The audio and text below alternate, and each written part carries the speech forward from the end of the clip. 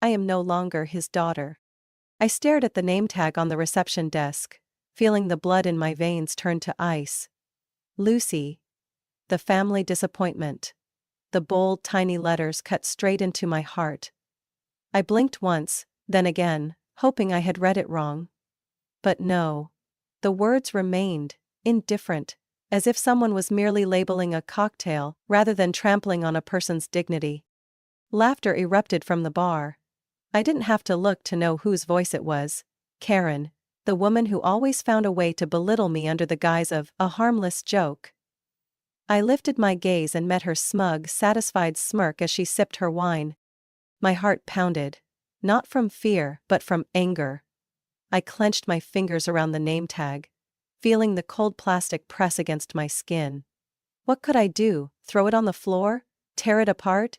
Grab a glass of wine and toss it in her face? No. I knew this game too well. Karen always knew how to provoke me. If I reacted, I'd be the hot-headed, selfish daughter. The disappointment. Just as she had labeled me. I took a deep breath and placed the name tag back on the desk, as if it meant nothing to me. But inside, I knew. I hadn't just put down a name tag.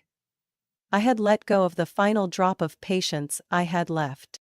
My father's birthday party was held in the luxurious mansion Karen never missed a chance to brag about. A grand chandelier sparkled overhead, and the dinner table was set with extravagant dishes, meals he never let me touch as a child. The guests were his closest friends. Or rather, people who matched his status. Wealthy, powerful. I stepped inside, feeling like an intruder. No one truly noticed me. The handshakes, the laughter, the toasts. They all passed by without a space for me. I glanced around, searching for a familiar face. Where was my father? Then, I saw him, standing in the center of the crowd like a king greeting his subjects. He was beaming as Olivia, Karen's daughter, boasted about her new job. Beside her, Hunter, Karen's son, nodded in agreement with a proud smirk. They were the perfect children my father had always wanted. And me? I was just an afterthought. My father lifted his gaze, his eyes landing on me for less than a second. A fleeting moment, but long enough for me to understand everything. The distance, the indifference, and worst of all, the disappointment. He hadn't wanted me to come. He didn't even bother to hide it. I let out a quiet, bitter chuckle. What had I expected? A hug? A warm, "My dear daughter, I'm so glad you're here"? Don't be naive, Lucy. I made my way to the drink table, picking up a glass of champagne from a passing waiter. My hand trembled slightly, but I wouldn't let anyone see it. I wouldn't let anyone see me as weak. What the hell are you doing here, Lucy? I asked myself. I took a sip, feeling the cold liquid slide down my throat, but it did nothing to ease the tightness in my chest. Then, footsteps approached from behind.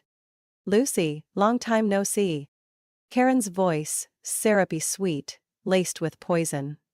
I turned, meeting her artificial smile. Karen, I gave her a small smile. It really has been a while. She tilted her head slightly, her eyes scanning me with a calculating look. I'm surprised to see you here, I thought. She trailed off before shrugging. You were busy with, what was it again, freelancing? I knew exactly what she meant. I didn't work for a prestigious corporation. I didn't have a shiny title. I didn't live up to this family's standards.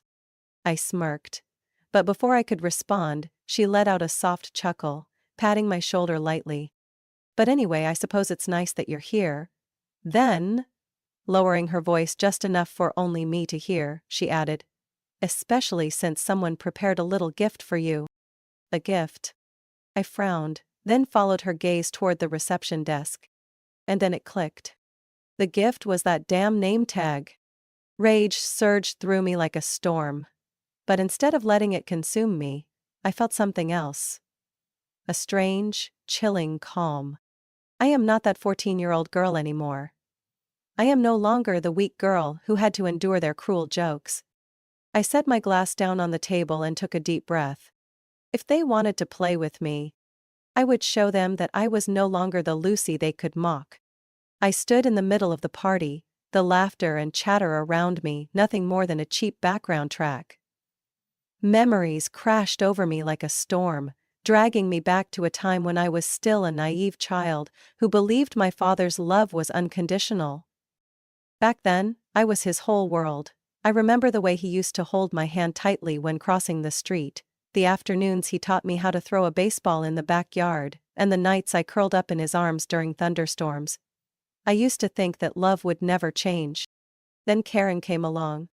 My father remarried when I was 10, and everything changed so fast that I didn't even realize I was being pushed to the sidelines of his life. At first I tried to adapt. I smiled when my father introduced me to Karen as the sweetest little girl you'll ever meet, though his tone made it sound like I was just a child who needed to fit in rather than a real part of the family. Karen, with her perfectly styled blonde hair and syrupy sweet smile, hugged me tightly the first time we met, and said, "We're going to be such a happy family, Lucy. We're going to love each other like real family." But we never truly existed as one. Karen only loved her 2 children, Olivia and Hunter. I was just an obstacle. Within a year of their marriage, my father was no longer my father. At first, the changes were subtle. He started missing my parent-teacher conferences, but never forgot to attend Olivia's dance recitals.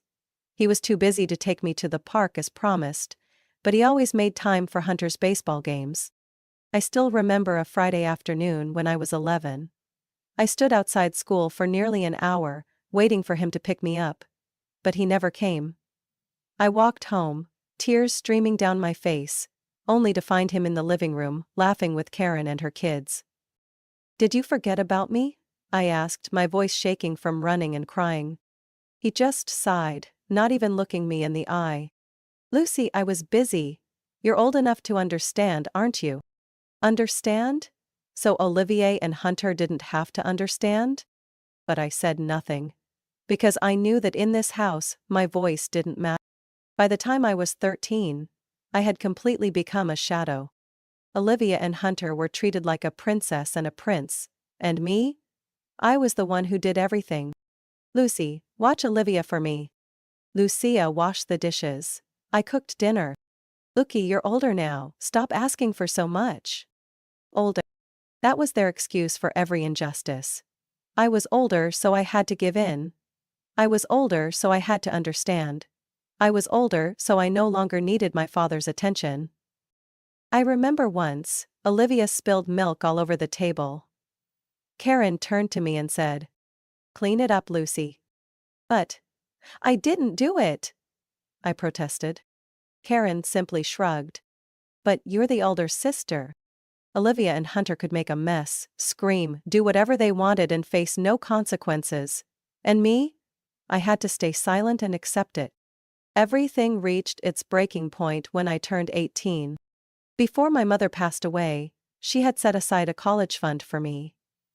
Every penny was saved with the hope that I could become independent and leave this house behind. But when I needed that money, it was gone. I still remember the shock of opening my bank account and seeing the balance at 0. My throat went dry as I turned to my father and asked him what had happened. And he said it calmly, as if he were talking about the weather. "I used it to help Hunter get into college." My heart shattered. "That was my money," I whispered, my voice trembling with anger. "Hunter needed it more." He shrugged. "You can still apply for scholarships, right?" At that moment, I laughed. A bitter, hollow laugh. I didn't need to ask Karen. I already knew she was the one who had pushed him to do it. In her eyes, I wasn't worth a future. I hated him from that moment on. That night, I packed my bags and left that house forever. I took care of myself, working any job I could to survive. I didn't need his money, his fake love, or this so-called family. But now, standing in the middle of this extravagant party, with that family disappointment name tag sitting on the table, I realized something. I wasn't the one who should be disappointed. They were. I tightened my grip on my glass and smiled. If they thought I would stay silent and endure like before, they were wrong. I didn't just leave that house with a suitcase. I carried every scar they had carved into me over the years. The day I stepped onto that bus out of town, I swore I would never need them again. And I kept that promise. I threw myself into my studies, working 3 jobs at once to pay for tuition. While Hunter enjoyed his college life with all-night parties and luxury vacations funded by my father, I worked myself to exhaustion just to afford a cramped apartment near campus. I never complained. I had no time for hatred, no energy for nostalgia. I had one goal: never go back to that house. And I succeeded. 4 years later, I graduated with honors. No one from my family attended my graduation. No texts, no calls, nothing. But I never expected them to. I stood among hundreds of graduates, watching as parents hugged their children, took photos, and celebrated their achievements. And me, I stood there, proud of myself, in silence. Even after leaving them behind, I was never truly free. Every now and then, I would receive invitations to my father's parties. Not because he cared, but because he wanted to maintain the image of a good father. I never wanted to go, but the pressure from relatives, the ones who always told me, "Don't let the past affect the family," forced me to show up a few times. And each time, my father found a way to belittle me. I remember a Christmas a few years ago. I reluctantly accepted the invitation and returned to the house I once called home. I had hoped that, after all these years, maybe my father had changed. But the moment I walked in, I knew everything was the same. Hunter, dressed in an expensive suit, bragged about the job my father had pulled strings to get him. Olivia sat on the couch, a diamond ring glinting on her hand, boasting about her latest European vacation. And my father, upon seeing me, simply smirked and said, "Still doing that freelance work?" Up. He didn't wait for me to answer. "Times must be tough. I could ask around and find you a real job." A real job. Those words hit me like a punch to the chest. As if everything I had built meant nothing. I wanted to tell him that I had started my own company, that I was more successful than ever, that I didn't need his help. But I knew it wouldn't matter to him. To my father, if I wasn't following the path he had set, I would always be a disappointment. I placed my glass down, met his eyes and said, "You don't need to worry about me, I'm doing just fine." But he only smirked, as if I were just deluding myself. "If you're really doing well, then why are you here alone?" I left the party right after that. After that night, I refused every invitation from my family. I blocked Karen's number, ignored Olivia's messages, and disregarded the passive-aggressive comments from relatives. I didn't need them. But sometimes, whether I wanted to or not, I still had to face my father. The last time was at Olivia's wedding. I didn't want to go, but some part of me thought I should. If only to prove that I had moved on from them. When I stepped into the reception hall, my father looked at me in surprise. Not because he was happy to see me, but because I didn't look like the failure he had always assumed I would be. "Lucy," he blinked. I wore an elegant red dress, my hair in a sleek updo, my makeup subtle yet sharp. I was no longer the weak girl he once knew. "Hello, Dad," I smiled, but there was no warmth in it. He studied me for a moment, before clearing his throat. "Have you found a stable job yet?" I almost laughed. Even now he couldn't acknowledge that I had succeeded. I didn't need to find one. I built my own. "Oh?" He nodded, but there was skepticism in his eyes. "That's fine, I suppose. But if you ever want a real career, I can help you." I looked at him, and for the first time in my life, I didn't feel anger. I just felt pity. He would never admit that I had done well without him, because if he did, he would have to face the truth. That he had been wrong. I placed a hand on his shoulder and gave him a small smile. "No need, Dad. But you can be proud of me. Or not. It makes no difference to me." Then I turned and walked away, leaving him standing there, stunned. I was no longer that 18-year-old girl, desperate for his approval. I didn't need it anymore. Now, standing at his birthday party, staring at the family disappointment name tag on the table, all I felt was amusement. Did they think this would hurt me? They had no idea that I had let go of this family a long time ago. I lifted my glass, taking a slow sip of wine. If they thought I would stay silent, they were wrong. I let my gaze sweep across the room, where everyone was dressed to impress, laughing and mingling as if they were part of some perfectly orchestrated performance. But I wasn't part of the show. No one welcomed me. No one truly cared that I was here. Their glances flickered toward me for only a moment, before quickly moving on, as if I were a smudge on their flawless masterpiece. That was fine. I was used to it. My father stood in the corner of the room, a glass of wine in hand, engaged in conversation with a group of powerful-looking businessmen. When his eyes landed on me, I saw a brief flicker of surprise.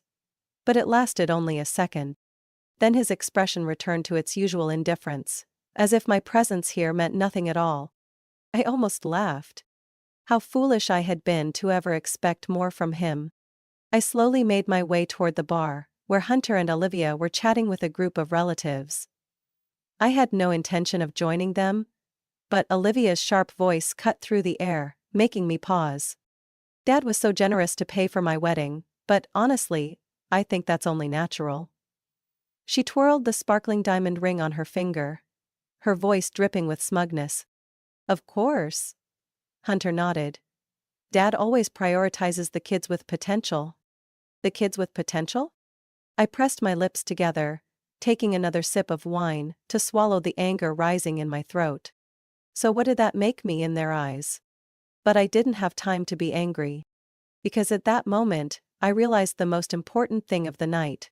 A small table was set near the entrance, where name tags were neatly arranged. No one seemed to pay much attention to them. Except me. I stepped closer, my eyes scanning the names. Uncle Mark. Cousin Rachel. Neighbor Tom. And then I saw it. My heart stopped for a second. Right in front of me was a tag with my name on it, but underneath, printed in small yet unmistakable letters, were two words that made my blood boil. The disappointment. I picked it up, my fingers tightening around the edges until my nails nearly dug into my palm. What a pathetic joke. I didn't need to ask who did this, I already knew. At that moment, laughter rang out from the bar, a voice so familiar that I didn't even need to turn around to know who it was. Karen. She was laughing, a glass of wine in her hand, her eyes gleaming with amusement as she watched me.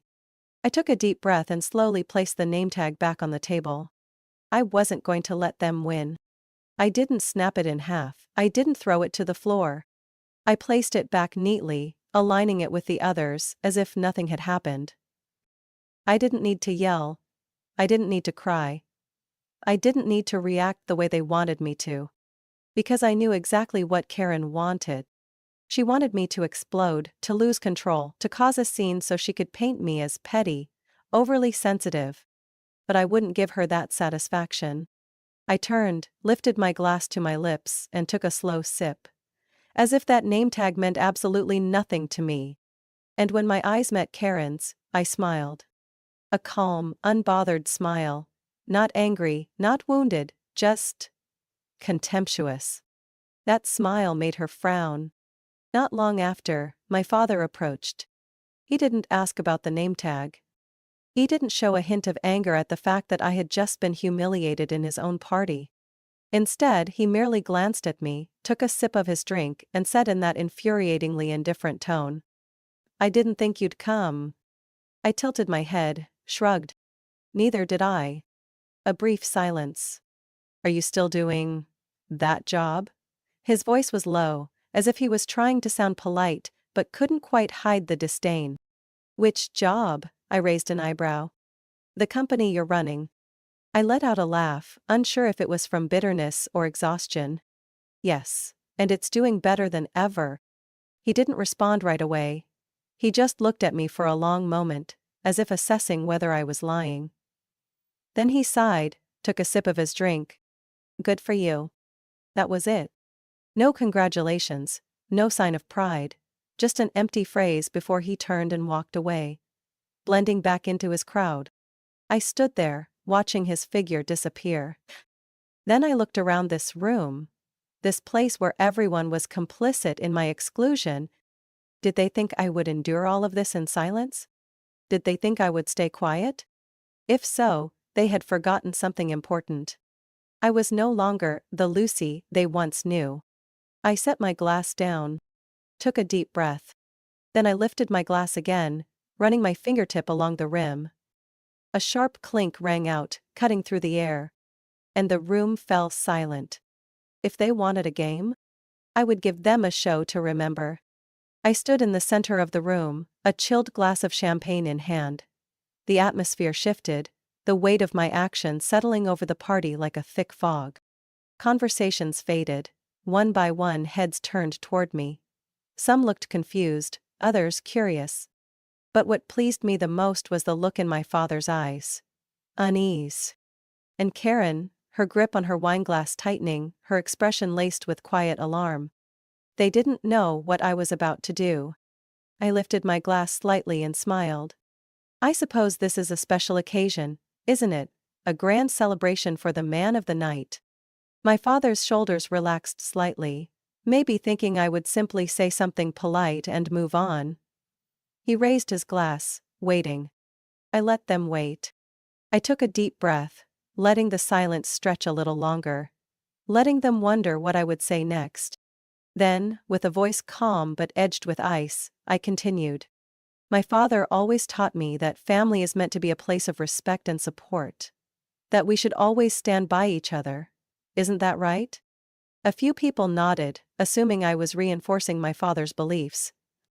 They were wrong. I turned, meeting his gaze directly. But then I realized that, for some people, family only exists as long as you follow the rules they set. Step outside their expectations, and suddenly you become a disgrace. An outsider. The energy in the room shifted, instantly. Tension rippled through the crowd like a wave. My father blinked but said nothing. Karen forced a tight smile, her fingers gripping her glass as if she wanted to crush it. I used to believe that if I worked hard enough, if I proved myself, my father would see me differently. That he would finally acknowledge me.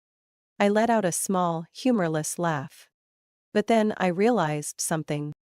I smiled, but there was no warmth in it. I never even had a chance.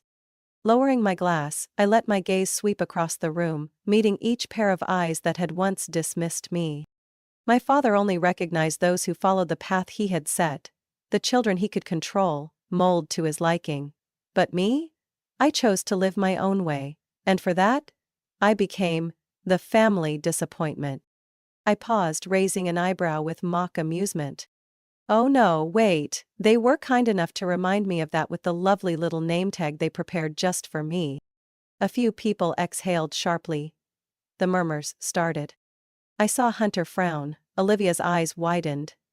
Karen tried to keep her composure, but her fingers trembled as she set her glass down. My father cleared his throat, trying to regain control of the situation. Lucy, not now. I laughed. Not now?